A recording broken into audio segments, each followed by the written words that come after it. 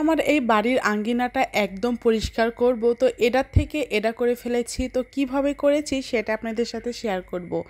আসসালামু আলাইকুম এভরিওয়ান, কেমন আছেন সবাই? আজকে ভিডিওটা সকাল থেকে শুরু করছি। সকালে ঘুম থেকে উঠে বাড়ির সামনে এই অবস্থা দেখলে কার ভালো লাগে বলেন?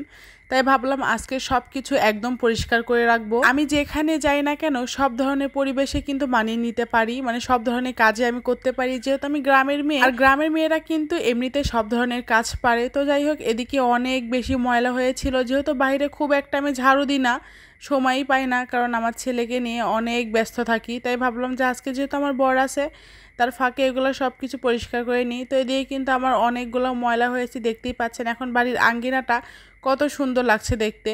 ভিডিওতে তো দেখতে তো ভালোই লাগে, কিন্তু এই ভিডিও করতে যেই পরিমাণের কষ্ট হয়েছে কি বলবো। আর এই গরম, আর আমি তো মাটির মধ্যে একদমই যাইতে পারি না, এত বেশি অ্যালার্জি কি বলবো। আর এই কাজ করার পরে আমার সারা শরীর এত বেশি চুলকাচ্ছিল, মানে আমি একদমই ধুলার মধ্যে যেতে পারি না, যেহেতু ধুলার কাজ অনেক বছর ধরেই করি না। তার জন্য অনেকেই আমাকে কমেন্ট করেছে, আপু আপনার বাড়ি কি এটা নিজের বাড়ি না ভাড়া বাড়ি? না, এখানে আমরা ভাড়া থাকি। যেহেতু এটা পাহাড়ি এলাকা, পাহাড়ি এলাকাতে কিন্তু বিল্ডিং খুবই কম, মানে ফ্ল্যাট বাসা একদমই নাই বললেই চলে।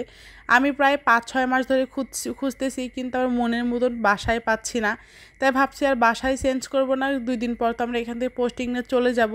আর 5-6 মাস কষ্ট করে থাকি, তারপর বাসাটা কিন্তু খুবই সুন্দর জায়গায়, চারিদিকে পাহাড় আর হচ্ছে জমি, আমার বেশ ভালোই লাগে। তো এদিকে আবার অনেকগুলো বোতল ছিল, তাই হচ্ছে ভাঙ্গারিওয়ালা আসছে, তাই ওইখানে বিক্রি করে দিলাম। এগুলো বাইরে পড়েছিল ময়লা আবর্জনার মধ্যে, তো এগুলো 20 টাকা দিয়ে বিক্রি করে দিয়েছি। তো এদিকে আমার বর আবার এই কিছু পরিমাণে কাঁঠাল গাছ লাগাচ্ছিল। কাঁঠাল গাছে যে আমরা যেগুলো কাঁঠাল খেয়ে বিচিগুলো বাইরে ফেলছি, ওগুলো থেকে চারা উঠছে, তাই এগুলো লাগাই দিলাম। ভবিষ্যতে বড় হয়ে যাবে, অন্য মানুষের ফলগুলো খাবে, তখন আমাদের জন্য দোয়া করবে। তো যাই হোক, আমার কিন্তু বাইরে কাজ করা শেষ, ফ্রেশ হয়ে রুম গুছাতে চলে এসেছি। আমার ছেলে ওই ঘরে ফোন দেখতেছে, মানে ওই ঘরে খেলতেছে, আর এই ঘরে আমি ভাবলাম যে এদিকে সব কিছু পরিষ্কার করে রেখে দিই। আর আমার রুমটা যদি পরিষ্কার পরিচ্ছন্ন থাকে তাহলে আমার সব কাজ করতে অনেক বেশি ভালো লাগে, এটা সবারই মনে হয় ভালো লাগে। তো যাই হোক, আমার কিন্তু বিছানাটা প্রায় ঝাড়া শেষ, এখন আমি ঝাড়ু দিয়ে নিব, আর তার আগে বালিশগুলো সুন্দর করে রেখে দিচ্ছি। যদিও আমার বিছানাটা এমন থাকে না, কারণ আমার ছেলে অনেক বেশি রুম অগোছলো করে। আমি জানি না আর কার ছেলে এরকম রুম অগোছলো করে, কিন্তু আমার ছেলে অনেক বেশি রুম অগোছলো করে আর ভাঙ্গে জিনিসপাতি। দেখতেই পাচ্ছেন যে কতগুলা চাউল, এই চাউলগুলো এনে আমার ছেলে শুধু ছিটাইছে। আমার ছেলে সব থেকে পছন্দ জিনিস চাউল আর লবণ। সে যদি একা একা থাকে, সে লবণ নিয়ে সে একা একা খায়। অত রুম গোছানো শেষ, এখন রান্না বান্না করে নিব। আজকে শুধু একটা তরকারি রান্না করব, কাঁকরোল দিয়ে আলু দিয়ে মাছ। অফ ক্যামেরাতে আমি কিন্তু রান্না করে নিয়েছি। তো পাশে চুলাতে দিয়েছি ভাত, আর এদিকে কাঁকরোলের তরকারি রান্না করব। অনেক বছর পরে কাঁকরোলের তরকারি খাচ্ছি। সচরাচর কাঁকরোলের তরকারি খাওয়া হয় না, কারণ কাঁকরোলের ভাজিটাই বেশি ভালো লাগে তরকারির থেকে।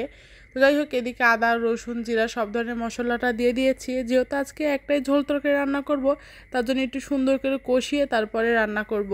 আর আমি কিন্তু যে কোনো তরকারি অনেক সুন্দর করে কষাই, আমার রান্না দেখে আপনারা বুঝতে পারবেন। আর কালারটাও কিন্তু অনেক বেশি সুন্দর হয়। এদিকে কাঁকরোলের বিচি যেগুলো আছে না, এই বিচিগুলো দাঁতের তলে পড়লে আমার এত বেশি ভালো লাগে। অনেকের নাকি এই জিনিসটা ভালো লাগে না, কিন্তু আমার অনেক বেশি ভালো লাগে। এদিকে কিন্তু আমার কাঁকরোলটা খুব সুন্দর করে মশলার সাথে কষিয়ে নিয়েছি, এখন আবার কষানোর জন্য পানি দিয়ে দিব। ওইদিকে কাঁকরোলের তরকারিটা হতে থাক, এদিকে আমি কালো জিরাটা বেটে নিই। কালো জিরা ভর্তা অনেক দিন ধরে খেতে ইচ্ছা করছিল, তাই ভাবলাম যে আজকে একটু রান্না বান্না কম, আজকে ভর্তাটা করে ফেলি। আর এই ভর্তাটা কিন্তু স্বাস্থ্যের জন্য অনেক ভালো। এই ভর্তা খেলে কিন্তু অনেক রোগ ঠিক হয়ে যায়, বিশেষ করে যারা সর্দির সমস্যা, তারা এই ভর্তাটা খাবেন, একদম ঠিক হয়ে যাবে। অনেকেই হচ্ছে কালো জিরার ভর্তা করলে নাকি তিতো লাগে বলে, আপনারা বেশি করে রসুন পেঁয়াজ দিবেন, তাহলে আর তিতো লাগবে না। তো এদিকে কিন্তু ভাতটা হয়ে গেছে, আর আমি কিন্তু অফ ক্যামেরাতে তরকারিটাও রান্না করে নিয়েছি। তো কালারটা কিন্তু বেশ সুন্দর আসছে, যেহেতু তেলও তো বেশি দিছি না। তো এদিকে আমি বটবটি ভাজি করেছিলাম, টক রান্না করেছিলাম, ভর্তা করেছিলাম অফ ক্যামেরার তরকারি, আর ভাত, আর কালকের একটু ভুড়ি ছিল। তো যাই হোক, আজকে ভিডিওটা বেশি বড় করব না, আজকে ভিডিও এ পর্যন্তই। সবাই ভালো থাকবেন, সুস্থ থাকবেন, আল্লাহ হাফেজ।